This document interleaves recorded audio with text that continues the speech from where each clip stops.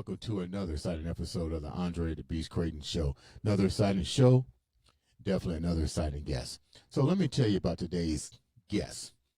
I met this young man a while back, actually selling furniture, updating the IMB studio, and met this young man and found out that not only was he picking up furniture, but he's one of Indy's premier, let me say this again, premier photographer.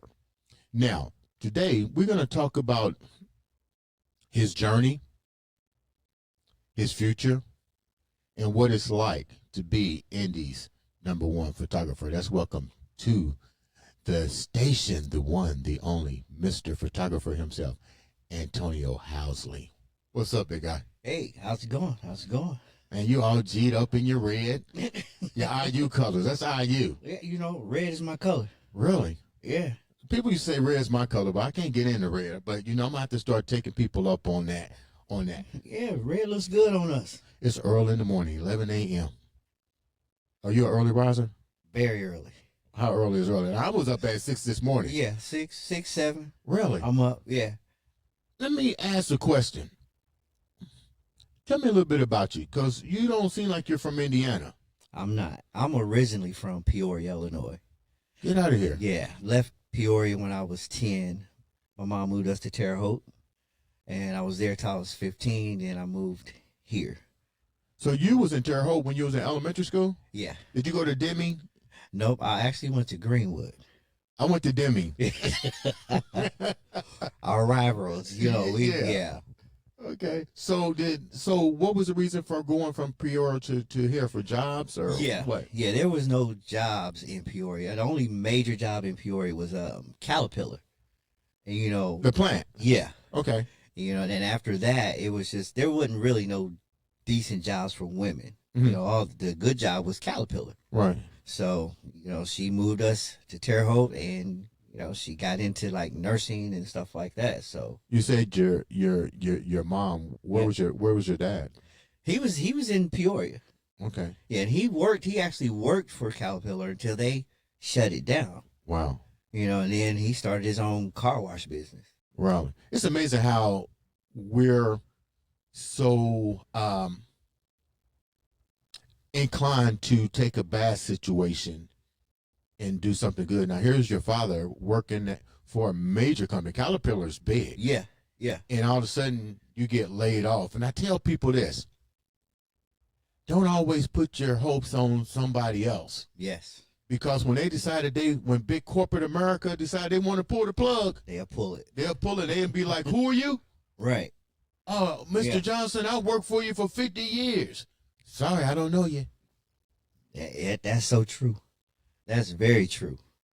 How did it make you feel knowing that your father had, now that you look back, had the vision to say, okay, I'm not going to let that take me down the path. I got kids to worry about. I'm going to start a car wash. What was that like for you? How did you use that to get where you're at today? And what you seen your mom do, go from there to Terre Haute to getting you where you are? How did all your family endeavors make you who you are? Well, he wasn't prepared for that. I really wasn't. But before photography, I was always a singer and a songwriter. We was gonna get to that anyway, but go ahead. Yeah, so that was always my big dream. So seeing them going through what they went through, I always wanted to be bigger than what they were, and that's what they wanted for me. That's what every parent wants. So it was just that I seemed like I was in the wrong place at the wrong time. Mm-hmm. And in my era, it was you either sign a record deal or something like that. Mm-hmm. But seeing them going through what they went through, I always said, I'm not going to do that. I'm not going to go through that. I want to have my own. I want to own my own business of some sort. Right. Not knowing it was going to be photography. Right. But that's how it panned out. You said but we're going to get into this too a little later, the music game. When you started out in the music game, how difficult really was it? And did you stay in it long enough to realize this isn't what I want to be? And if so, what was that journey like? I was in it from the age 15, probably all the way up until I was 25. Mm-hmm. And that's when I was like, you know what, this ain't it. It's, you got to either be in the place where it's really popping at, Right. which Indiana, it wasn't popping back then. Yeah. It was something I really wanted to do, and I didn't have the means to get to it. Right. So I had to figure it out. Mm. I had to figure it out. I never let it go because it's always there. Right. It's always there. You know, I have, you know, some of the inner cities artists that know me. Mm-hmm. You know, they'll ask me to sing on the track every now and then. I don't do it. I let it go. Now, when you say singing, are you talking R&B? Or are you talking gospel? R&B. R&B? R&B. Yes. Really? Growing up, my nickname was New Edition. Get out And of here. they call me that Today. Yeah. Really? When I do karaoke, that's what they call me, New Edition, because I'm New Edition to the heart. Love unconditional. And that's Keith's part. That is crazy. And you don't, it's funny because you don't hear, I don't hear a lot of individuals that say they want to get in the music game really talk about R&B. It's mostly rap. Yeah. And I'm thinking to myself, what happened to the New Edition type singers? You know, the Keith Sweats, you know, when I was driving up and down 38th Street, the Babyface, you know what I mean? Like, you knew the lyrics like this. Yeah. I don't know the lyrics to rap. Me neither. I mean, and the rap today isn't like yesterday's rap. Yeah. You know, so, you know, it's not your Curtis Blow, Run DMCs and stuff like that. It seemed like it would have been a pretty easy transition to for people to gravitate to the R&B style versus rap. Why was it? Was it because there was a shift as you was growing up? It definitely was a shift in the style of music. Okay. It seemed like R&B just like it just went out. Yeah, it faded out. And I think it was the generation shift. That's what it was. It was the generation shift. You know, I never thought about that until I listened to music and I go, what happened? Yeah. It's rap has taken over.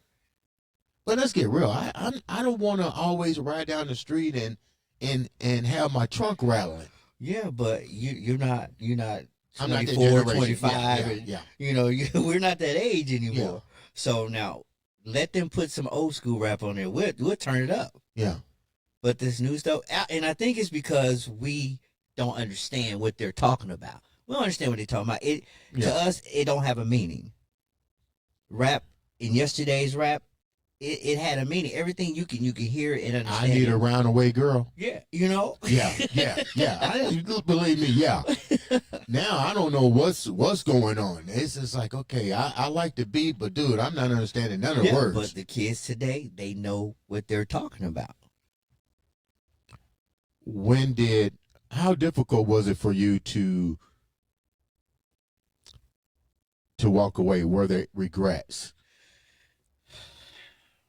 It's almost like being an athlete. You know, people ask me and say, "Hey, do you miss it?" I say, I don't have anything related to bodybuilding except for a few of the trophies you see over there. When I walked away, I had to make sure that I was content with what I've accomplished, that I gave it my best, right? And it's time to move on. What was that like for you to walk away and then go into something different? It wasn't God's plan. It was my plan. Okay. So it wasn't God's plan for me to pursue that career. That's what I wanted. Mm-hmm. So it was easier for me to just say, okay, that's not what you wanted me to do.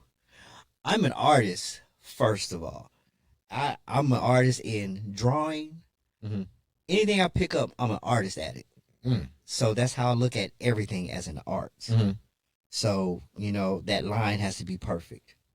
I think we all need to use that philosophy. That was deep. Yeah. You got to be awakened to hear that. That was deep.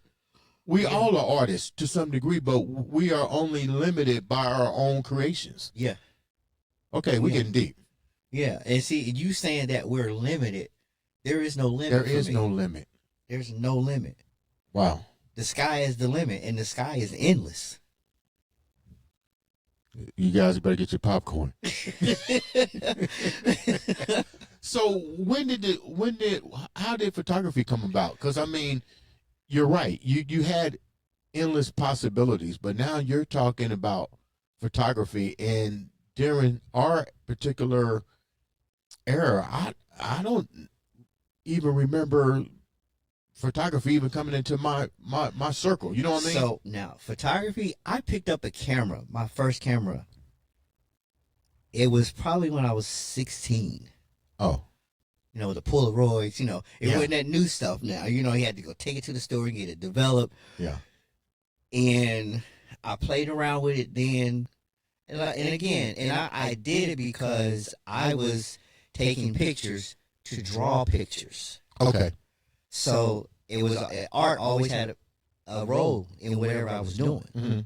So I let it go for years, and then I picked it back up about 7 years ago, maybe 8 years ago. I picked it back up, and I took off with it. And now it was different from when I started it because everything is digital now. Right. So it was a whole learning process. Mm-hmm. And trust me, I've had photographers, mentors that has showed me many things and gave me, ways to learn things. YouTube's my best friend. Really? My best friend. So if there's something I don't know and my mentors can't tell me or give me answers to, I go to YouTube. Somebody on YouTube has done it. Give me an example. Lighting, for instance. Lighting was like, for indoors. Okay. Because I was always an outdoor shooter. Natural lighting is my thing. So shooting with one light, two lights, you had to get those numbers right on the lighting, especially with either the white walls or the black walls. It just has to be perfect. It's almost like a triangle. Really? I'm still learning. Really? Still learning. We never stop learning our crafts. Yeah. You know what I mean? Yeah. So, and I'm glad, like I said, it wasn't in God's plan for me to do music. Art, drawing, I've never let that go. It's something that relaxes me, so I'll pick up a pad and I'll draw somebody's picture and it just relaxes me to the fullest. So, other people have other ways to relax. Yeah. Drawing is my relaxing. It's funny because drawing used to be my relaxation when I was growing up, and it's funny, my kids are excellent drawers. It's amazing. And I look at them and I say, wow, that's my genetics. But I think the thrill of it was taken away because I was forced to do it. Does it make sense? Like, yeah, it was like, well, you need to go to Heron Art School. You need to do this. But I wasn't old enough to articulate why I do this. You know, I'm doing it because it's relaxation. Yeah. I don't want to be forced to do it. Yeah. When it became forced upon me, I put the pen down. I never drew again. Yeah, I've people told me about that school too. And I went there just to check it out. I did too. But I couldn't do it. I couldn't just sit in a room like that. Yeah. I felt caged, and it took away from the passion I have for it. Right. So I'm like, yeah, that's not for me. And to me, honestly, I figured I didn't need it. Yeah. I can sit here and just draw you just like that.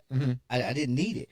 And I picked it up. I picked it up from watching my sister in high school. And the way they used to do it, their art projects, they would take a picture out of a magazine and draw grids on it. And draw by what's each inside? grid. In the grid. Yeah. I tried that. I messed that whole picture up. Yeah, I can't do that. I just did it freehand. Yeah.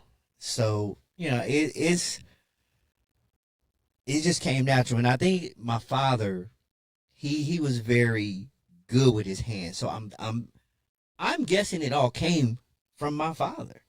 And my photography skills and things like that, it shifted to one of my daughters.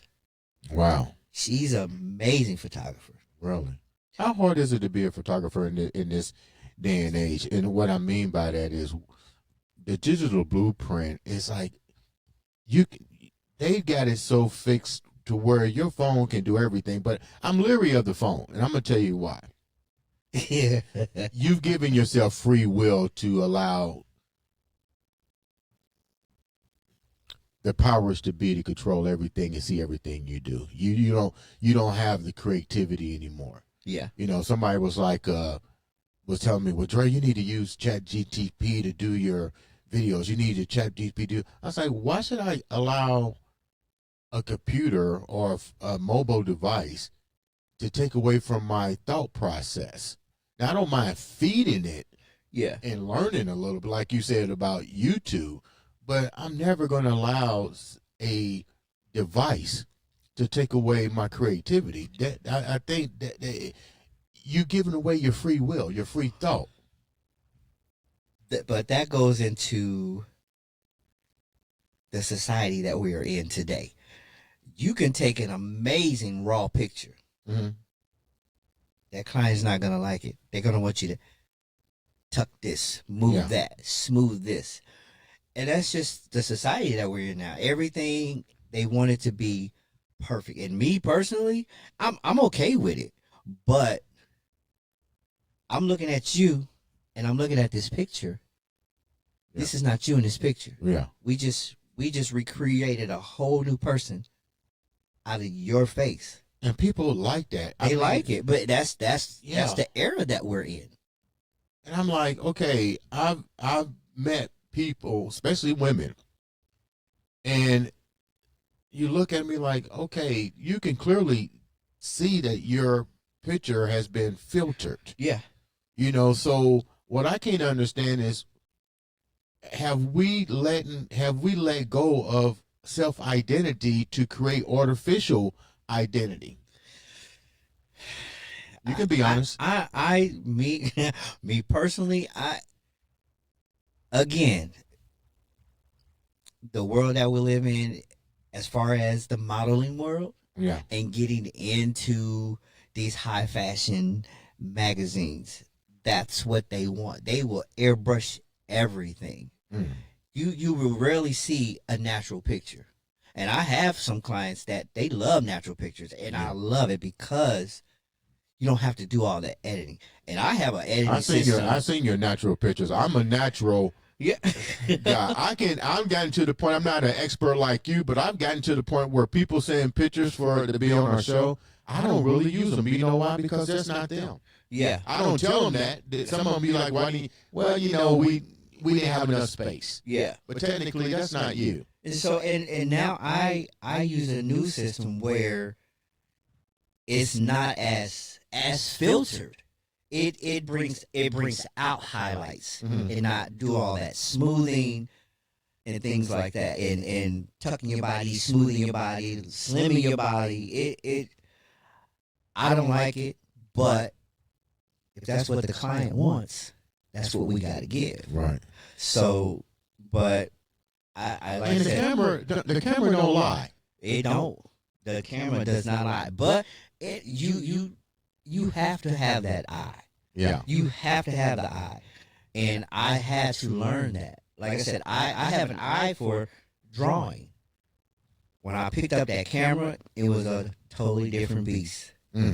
And I had to learn. And I have models. My one of my models that I started out with, Ray Karan. She's a beast. And I'm telling you, if you ever see me shooting, and I'm shooting a model, and you see me go down to the ground, go low, that's because she's in my head. Because she's saying, get low, get that angle from a low. And because I would stay up and move around. But then I'll be like, okay, let me get down. Get low. Get at this angle. So that's why I jump around and I'll get at different angles, and like at fashion shows and things. I've seen your work. So I seen you get down. I seen you get down. It's I love it. Yeah. It's definitely a passion for me. It's not a hobby. Mm-hmm. It's not a job. It's not just a business. It's a passion. I'm gonna ask you a question, and we talked about the camera don't lie. So let's get real here, because we got men and women are listening to this, and I've seen it firsthand, where you've taken pictures, and the client goes, "Oh my God, I overweight. Oh my God, blah blah blah blah blah blah blah blah blah." What is some advice that you would tell people like that? Because the camera don't lie. If you come there, let me rephrase this. So I don't throw you up under the bus. If I'm going to take pictures with you, and I know I have some issues, whether it be weight, whether it be my hair, you already know those issues before you walk into your studio. Right. Now, had this ever happened to where you shot and the person just is bitching, "I'm overweight, I should, I didn't, da la la la la. And if he or she was a good photographer, they would have told me." And you know what? I tell people, you know what? If I was a photographer and I tell you was overweight or you didn't look good in this outfit, you know what you would have did? You would have kicked my ass. Right. In that situation, like again, when I look at a model, right, they're art to me. Right. I don't care what size you are. I see beauty in everything that I do. Mm-hmm. So whether you have a problem with your weight, I'm going to make you see the beauty in that. Mm-hmm. Because there's beauty all over us. Right. So you saying, okay, I don't like that picture. Okay, so this certain picture, and you want to be put in a magazine. Mm-hmm. I can send these exact pictures that you don't like. I guarantee that magazine is going to like this picture that you do not like. And that's usually how. That's usually how it happens. If they like it, then guess what? There's something about that picture. Yeah. So I know you don't like it. They love it. Mm-hmm. So do you want me to tell them not to put it in there? Mm. They know what they're talking about. Yeah. It's their magazine.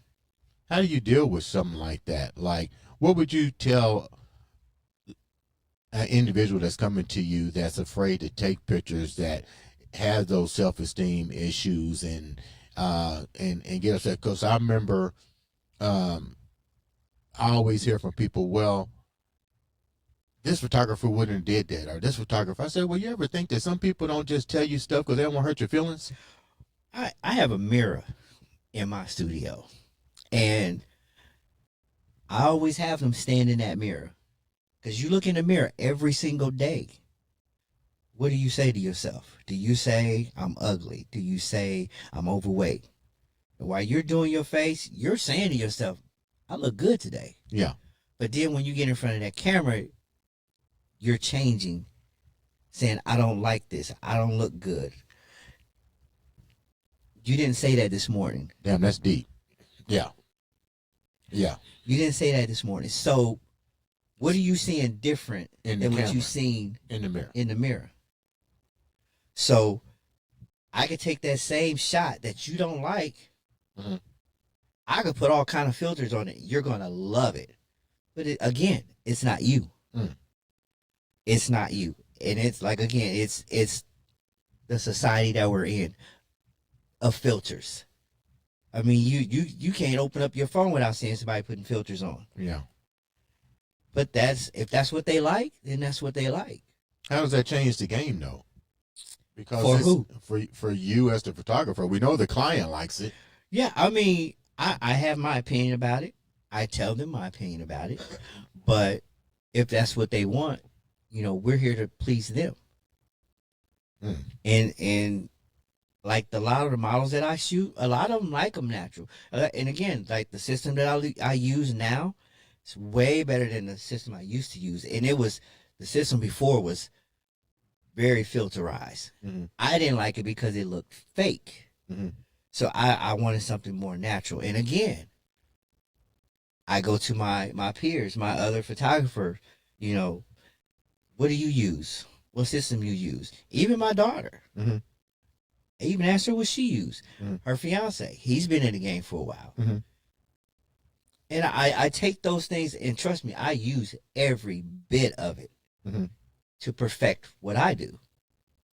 How do you present all this to an average person that's not a model, that just wants to come in and take some pictures? You know, because that's a lot of information that you have to process. But at the end of the day, you're not trying to make the job difficult, but you're still trying to showcase your work. Right. So I have a couple models that, or just regular people that come in that just want to take pictures and start a portfolio or whatnot. Mm-hmm. And before I even send them, I'll show them pictures on the camera. Okay. And they'll be like, I like that. Mm-hmm. Or I don't like that one. You sure you don't like that one? Yeah, I don't like that one. I delete it right away. And that saves a whole lot of process. Yeah. For one. And then once I do send them to them, and they'll see it on a bigger screen, then they'll be like, okay, I don't like this one now. So what is it about this one you don't like? Mm-hmm. It could be the pose, it could be the posture, it can be a hair out of place. The hair can be fixed. The posture, I can't fix that. Mm-hmm. The posing, I can't fix that. So I said, you sure you don't like it? Yeah, I don't like it. Let's just hold on to that one. Because if you're wanting to do something with it, just keep it in your archives, just in case. Because somebody else is going to see it differently than you are. My eye's different than yours. I love it. You don't. What do you tell a person that's coming to you that's new, that wants to do basic portfolio? What are some advice that you can give to men and women if they're just going just to do basic photography work, or basic portfolio? What do they need to know to make your job easier? Because I think they come in with expectations based on what they see and what you're giving. Because you're not coming out saying, here's a filter.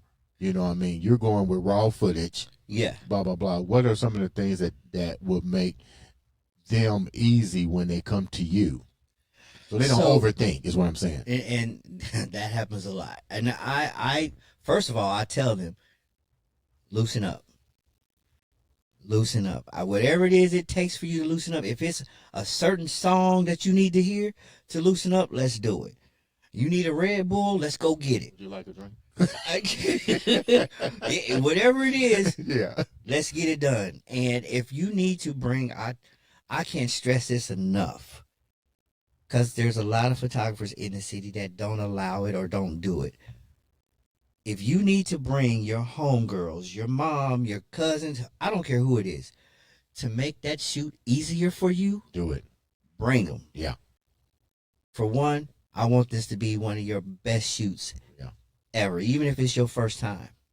Secondly, whoever you're bringing, trust me, they're going to be shooting next. Yeah. That's another opportunity for another shoot. Yeah. So please, if that's what it takes, bring somebody with you. Yeah. I think it loosens the tension anyway. It does. Yeah. It does. And then that gives them another eye instead of just having the photographer eye, because they're going to see, okay, no, move like this, shift like this. Mm-hmm. A lot of people don't think like that. And a lot of photographers, that's probably why a lot of photographers don't allow that, because they want to just do it their way. Yeah. But you can't always do it your way. You got to have that eye for something else, because you're not going to see something somebody else is going to see. And even if they're not a professional, that's their homegirl or their cousin, and they're seeing them in a different way.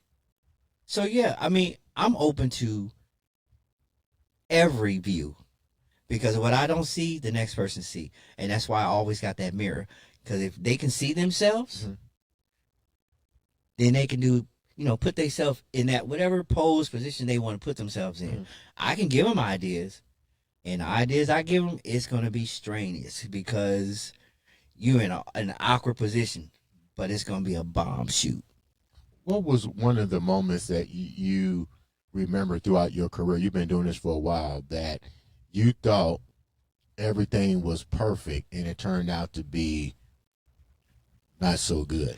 And what did you learn from that? Let's see. That's going to be from like the beginning, my beginning stages, because it's like I said, it was all a learning process for me. The whole thing was learning, but I always loved it, but everything was a learning process. So there were a lot of times where I was like, I don't like this shoot. I didn't like it, but they liked it. Mm-hmm. But then they'd be like, if you don't like it, we can redo it. Yes, please. I didn't like it. I didn't like the lighting, or it could have been the area, because if their outfit does not, coincide with that area that we're in, it's like, nah. Because you can just put on anything and just throw me in a spot. You can make it, but it just don't make sense. Do a lot of people have a pretty much concrete ideal of what they want prior to coming to you? Do you find yourself really doing a consultation to educate what they're bringing to the table? For the most part, they do. They'll come to me with their ideas. I always ask, what's your concept? Mm-hmm. And they'll bring me their concept, or they'll send me pictures of what they're going for. Mm-hmm. And I love when they do that, because that gives me an idea. Okay, well, we can't do this here in the studio. Yeah. We got to go. I got a perfect location for this. Mm-hmm. And we'll go to that location, or I'll send them the pictures of the location. They'll be like, yes, that's dope. Let's do it. Mm-hmm. So if they got a concept, that's perfect. But if they don't, right, then that's when we got to get on this. We got to get on the phone and be like, okay, what are you wearing? Right. What is your outfit? Right. So if it's a streetwear, cool. I got the perfect area. Mm-hmm. If it's something elegant, I got the perfect location. Mm-hmm. And if you want to do an elegant shoot inside, then I gotta, recreate this whole scene. Mm-hmm. I will pull something together and be like, here you go. And you wouldn't even think that it's in that studio. I've done shoots where it was like we was outside in the jungle. Wow. And we were inside. Now I'm gonna toot your horn a little bit here. I'm gonna toot your horn a little bit to let the viewers know what's going on. We contracted you to work with the I Am Beast Studio and I Am Beast Network to help with the development of new podcasters, and I can honestly say without a doubt, you don't need to be micromanaged, and I love that. Yeah. As an entrepreneur, if I'm dealing with somebody, the one thing I don't want to do is micromanage or try to know your craft. Yeah. And I'm going to show you an example to piggyback off of what you said about being creative. When you did several shows, one was the Black Shield. And it was hard to figure out the look and what I wanted. Yeah. And I was watching the TV program, which I always watch, the Untouchables. And I said, you know what, Anthony? I said, Antonio, do this. Make those brothers look like the Untouchables. And I remember everybody was like, well, you sure you're going to be able to get it right? I said, you get it right.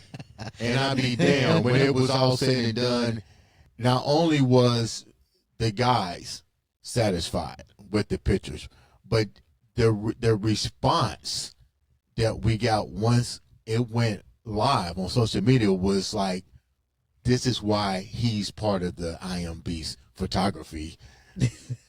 Even more so the way you did with let's talk about the two that I thought was a challenge. Marion Rivera, let's talk with her. How did you manage to bring that Puerto Rican nationality out in her photo shoot? And the most difficult that I thought was Jessica Javis, because Jessica was so tall. And we did the first shoot. It was okay because we was just experimenting. I get that.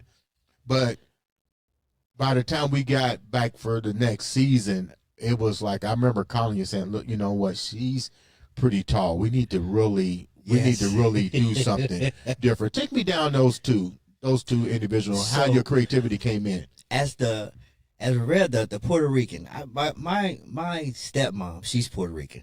So that was easy for you. That was very easy. That was very easy. So that was a no-brainer. Okay. For me, putting that together. Jessica. That was, I'm going to tell you, when I first shot her in the studio. Yeah. Right then and there, I hated that shoot. I'm going to be honest with you. I hated it. Okay. For the simple fact, Jessica was tall. Okay. She's very tall. And looking at her, and I was saying to myself, this woman needs to be outside. She needs to be outside around some tall structures. Okay. That's when outside here, downtown for sure. Yeah. Downtown was the spot for her because of her height. It really, even when you were shooting her away from the Monument Circle, Yeah. with the cars, were like, wow. In front of the State Building was like, wow. Now I see. Yeah. What you're talking about. And that's like I said, I had to see her in person. You know, seeing her on pictures, I knew she was tall, but I didn't know she was that tall. Yeah. And seeing her, I'm like, downtown. Yeah. She needs to be around some big buildings that would bring her out. Mm-hmm. And my mind was just working. Creativity was just going crazy. And I'm like, Beast, we need to get her downtown. Yeah. We got to get her downtown. So you did a good job. You did a good job with all three of those guys. And like I said, one thing I do like about you is that I don't have to micromanage. I can just, hey, you know what, Antonio, I got a project. They're coming to you. You know, this is kind of like my idea. Yeah. And I'm always open. You can come to me and be like, hey, Dre, I don't think this is okay. Then do it. You know, do what needs to be done. How difficult is it to be creative with today's technology and people doing podcasts and people coming out with portfolios and musicians? How hard is it for you to have all this? And does your brain ever shut down? Listen. It's not difficult if I have the concept. You give me a concept, I'm running with it. Okay. And my creativity is just going to go through the roof. Now, as far as my brain, it never sleeps. It never sleeps. I think creative people's like us, we never sleep anyway. I can wake up in the next day, and like I said, I go to bed 2 or 3 o'clock in the morning. Really? Yeah, and I'm up 6, 7 because my mind really don't sleep. And when I'm asleep, I'm not asleep. Yeah. It's like I'm resting. Mm-hmm. So I'll wake up and be like, man, I got this idea. This model will be perfect for it. Yeah. So when you see my pictures and you see a model, it's for that model. And I don't know if you've seen the picture that I did with Kiana. And she was wrapped in this sheet. Haven't seen that one yet. I went outside and I cut bushes, some trees, and I put them all together, and I put this chair, and it was wrapped in this white sheet. She was wrapped in this white. That photo was just for her. Has she posted it? I mean, Kiana's all over social media. She may have. I'm about to reach out to her. I know I've posted it. Really? It's on my Instagram, and that was for her. Really? Yabi. Yeah. There's a picture I got in my studio of Yabi. And she's in this white fur coat, and it's a black and white. She hates it. Did I see that picture yet? You did. It's literally one of the top pictures in my studio. I'm still thinking about the milk. That's Tori-eyed. Yeah, I'm still thinking about the milk. Everybody, Like, how do you do that? everybody loves that. But with Yavi, man, listen, the ideas are endless. With I'm telling you, the models that I work with, I have ideas that are endless. It's just catching them because they're so busy now, you know, with things that they got going on. And when they have time, they'll be like, okay, let's do this shoot. And we do it. How can a photo shoot amplify somebody's career that was thinking about getting into the modeling field? How important, how valuable is that portfolio, and what are the basic tools needed to present an effective portfolio to a modeling agency? Okay, so so I'm not a portfolio expert. So that's when I'm gonna be honest with you. The models of the moms Need to do their work. They do a lot of the work. Okay. They'll bring ideas. Okay, this is what I want for their portfolio. Mhm. I'll give them my ideas. They give me their ideas, and we'll put those together to put that portfolio together. And you know, some places are looking for certain looks, so the moms will bring that look, and we will put it together, and also put our own. That way, they have whoever the agency or whoever have different selection or different looks of this model. This model can do this look, that look, that look, this look, that look. Certain models can only do certain looks. Mhm. But if you got a model that can do every look, What do you mean we say every look? Like, what does that mean? Like, every look. say like if you were out scouting for someone to do an elegant look, you're gonna look for someone that is tall, long-legged, with a nice stance to him. Hip hop, you're gonna look for someone that's not so tall that can portray that look. I even have taller women that can pull it off, though. They can pull it. It's not easy because they have that long, elegant look. It just seems like shorter models can pull that off better to me versus, You know who I'm thinking that can probably pull that off, and you would know better than me. The young lady that was at the fashion show. Remember the tall girl that kept coming? I kept saying, "Who is that?" She commands the presence on that stage. I think she's in Ohio. Courtney. Yeah. You can tell. You can tell. I remember when it was over. I was like, the next day, I was like, "Hey, who was that?" Yeah, she's very busy. I'm working on something to get set up with her.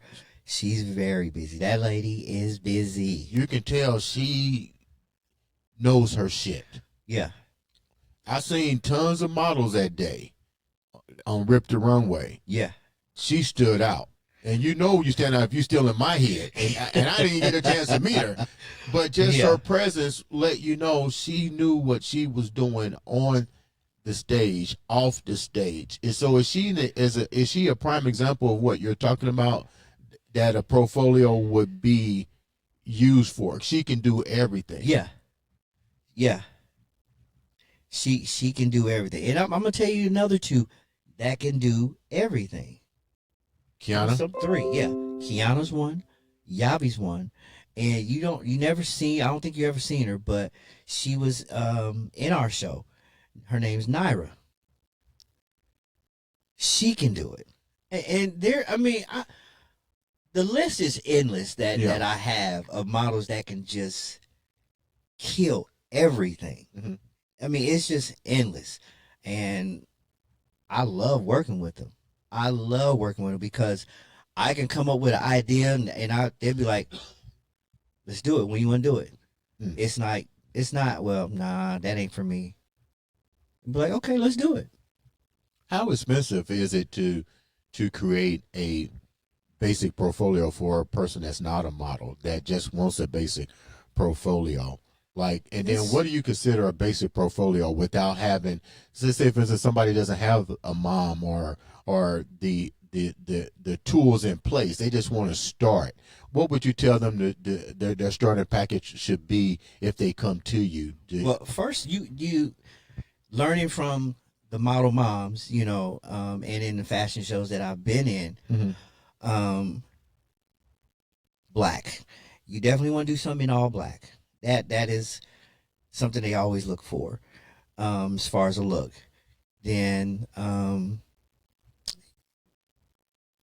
give them a different look and different clothing. Like I said, again, hip hop. It could be elegant. It can be gothic. If you can pull off every single look. In other words, bring what you can pull off. Yeah.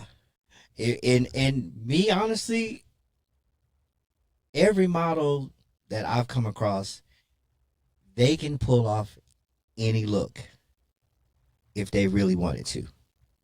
It's endless to me. It is very endless. When they say I can't do that, nah, you can do it. You definitely can do it. I'm going to show you. What's next for you? You got, and congratulations too, for the people that don't know, he was voted Indiana's premier photographer. And in a world where credibility is a must, that says volume, because you're dealing with Indianapolis, Indiana, the new mega capital of media, of music, of entertainment. We're growing like crazy here. And congratulations for being recognized as Indy's premier. What's next for you? Oh, wow. Besides Rip the Runway and how's our boy Keith doing? Fabulous. Keith is good. Keith is Mr. busy. Workaholic. Yeah, got his hands in everything. Yeah. So, yeah, he's a busy man. Okay. Busy man. He keeps me busy. I tell you, that little restaurant that they got over there now, that his brother be running, man, I tried that buffalo spicy pizza. Ooh, Nice. yeah. But let me say this. Without them models, it wouldn't be a one shot. Right. I'll tell you that right now. It wouldn't be a one shot if it wasn't for these models. They put me on the map. They say I put them on the map. They put me on the map, because without them, I wouldn't be seen. I wouldn't be heard of. So, the utmost respect to every last one of these models.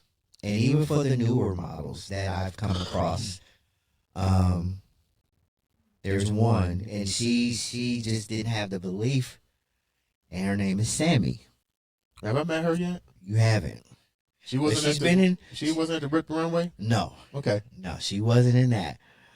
She was in Model Icon. Okay. I got her to Model Icon. So that's Sherry Gilhart's yes program. Okay. Sherry she's opened some doors for me too. Yeah. A lot of doors. But Sammy, she's awesome.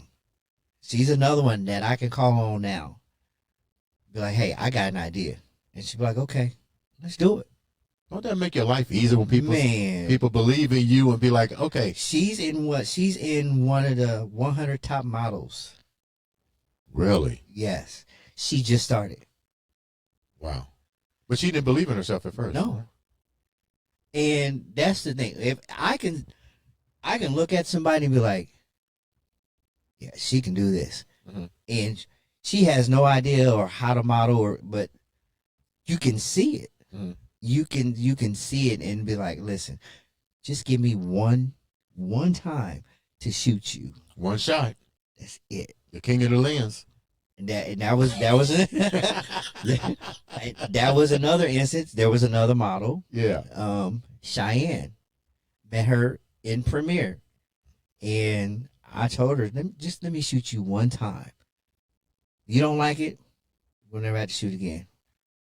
The girl's in everything now. Wow. Everything. So when you come up to somebody and this is so funny. I haven't posted this on social media yet, but I have to figure out how to articulate words so it doesn't offend people. Yeah. But I'm gonna break it down where it makes perfect sense. You reach out and give somebody a gift. They don't know what the gift is. Right. You know what I mean? And there's also been a few that have probably turned that gift away. Yeah. And look at the ones that have taken that gift, and that gift has turned into what we call opportunity. So the long story to the thing is, never kiss a gift horse in the mouth. Yeah. Did I say that right? You said it right. Okay. I'm just You making said it sure. right. Yeah. And that's my thing. I look at myself as a connecting bridge. Could you say that again? Because that sounded so good. I look at myself as a connecting bridge. Yeah. So I don't want you to just start and stop with me.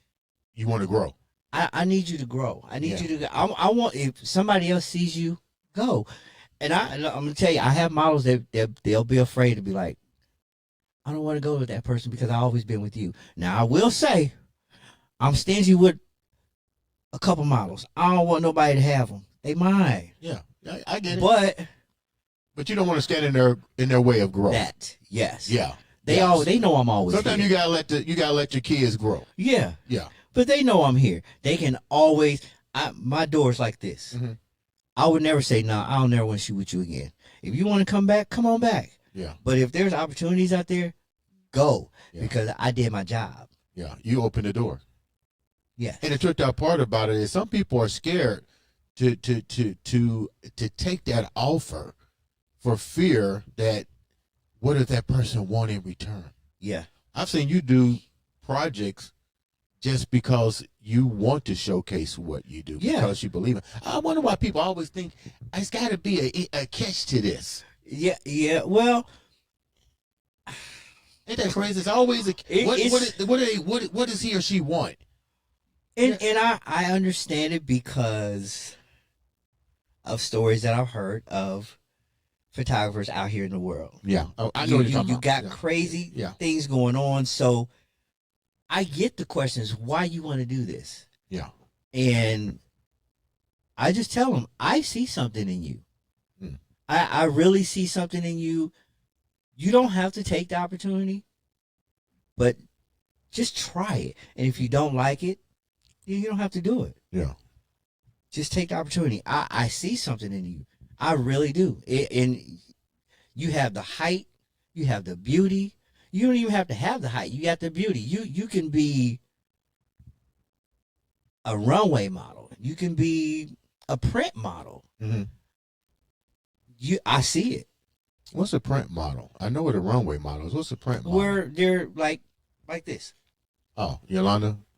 Okay. You in these books. You in these magazines. You doing branding. Okay. For clothing and things like that.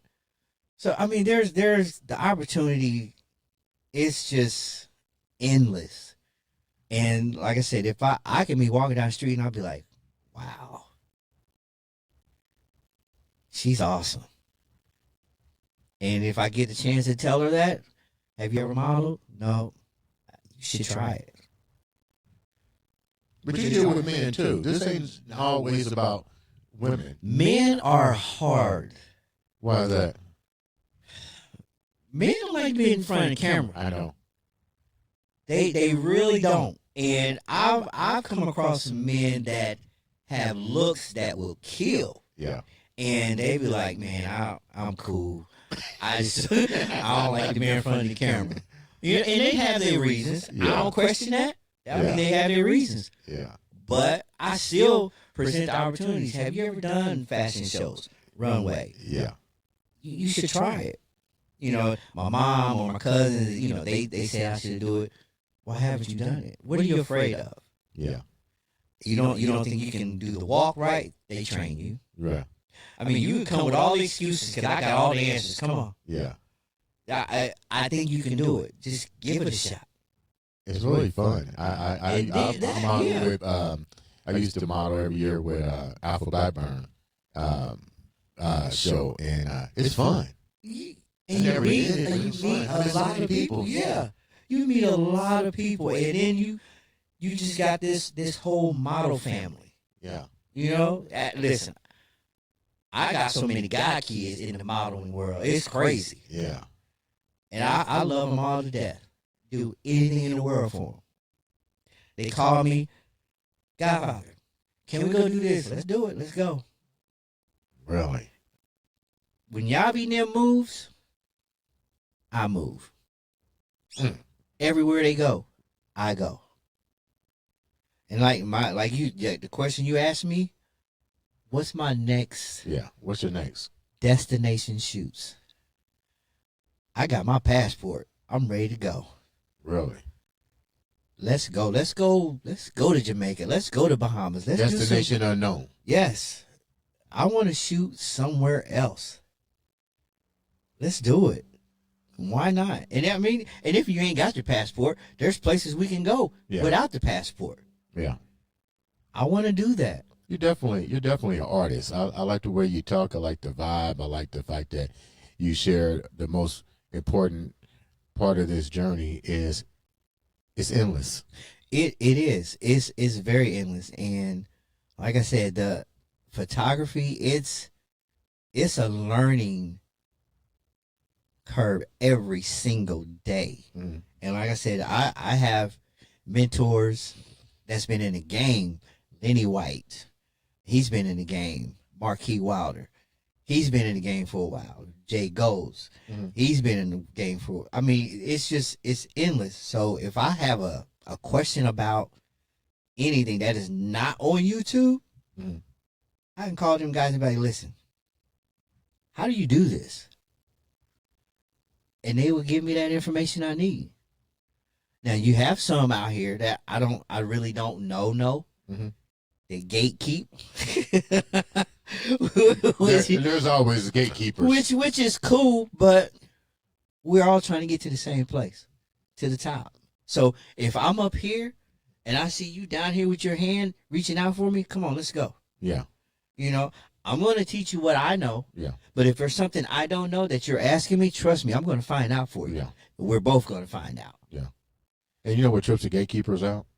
When you went to them the first time to ask them. Yeah. And then you figure it out. The thing about artists, we're going to figure it out. We're definitely going to figure it out. We just think because you know it, you would be kind enough to help make the job a little bit easier because you know the nuggets. Yeah.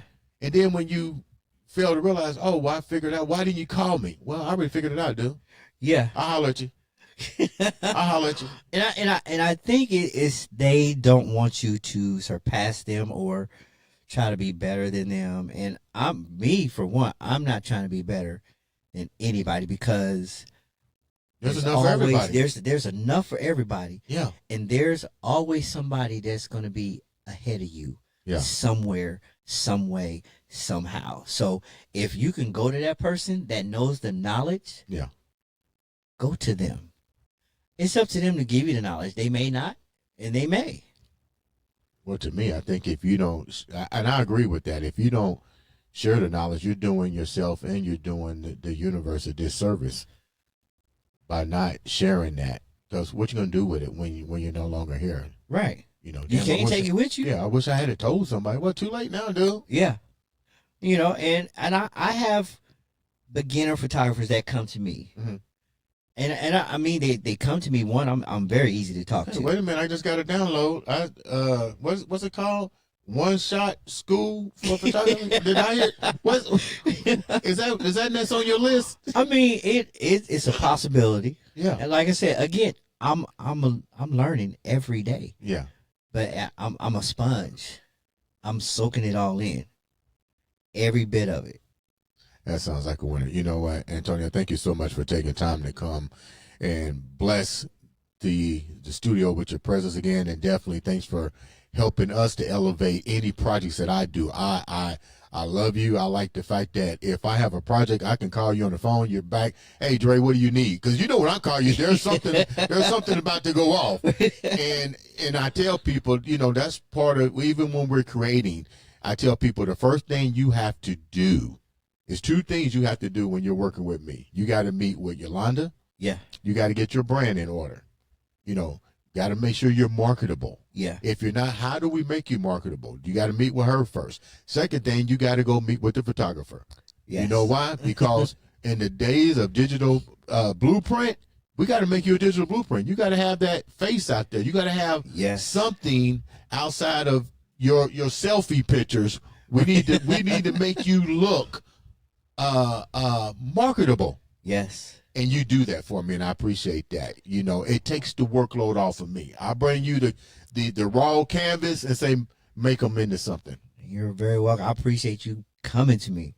I really do. I'm like I said, my door is always open for anybody that wants to come in and work with me. How can the viewers reach out to you? Phone number, website? How can they reach out to you? Okay, well, my IG is Antonio's One Shot Photography 5151. It's all together, no slash, no nothing. Antonio's ANTONIOS One Shot 5151. And on my Facebook is Antonio King Housley. And that's HOUSLEY. And that's how you can reach me. Phone number 317-822-1040. That's easy, 1040. Yeah. And listen, I shoot everything. What's the 5151 for? That's kind of strange. What's that? What's those numbers for? Well, when I first did anything, that I was 51 when I started doing my social media stuff. Yeah. So I always use 5151. Okay, that's kind of neat. Guys, make sure you subscribe, like, follow, click that button. All it takes is one click to change somebody's life, to make a difference in somebody's life. This has been another, and I do mean another, exciting episode of Andre the Beast Crayton Show.